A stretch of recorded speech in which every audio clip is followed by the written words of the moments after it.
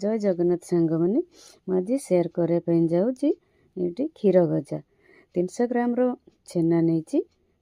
हाथ पापुली ये चकड़ी नवा 500 ग्राम मैदा नहीं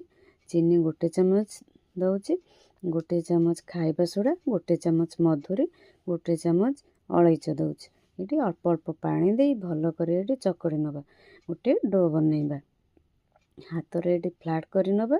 बेलुना स्टिक रे ये बेली नवा ये दी साइड ये काटिदबा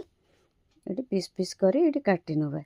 मो वीडियो भल लगी लाइक करेंगे शेयर करेंगे सब्सक्राइब करेंगे ये तेल गरम हो गलानी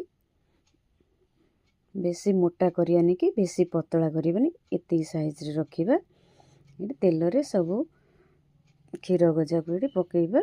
एपट सेपट करनबा ये क्षीर गजा हो आसलानी गोटे प्लेट रे काढ़ी नबा नेक्स्ट प्रोसेस को जीवा गोटे फ्राई पैन नहीं ये 2 बाउल चीनी देदबा पानी ये 2 बाउल दबा सीरा तार टाइप नुह कि चिपचिपा करबानी ये 10 मिनट चीनी फुटेबा मेल्ट हो गले टिके अल्प दबा ये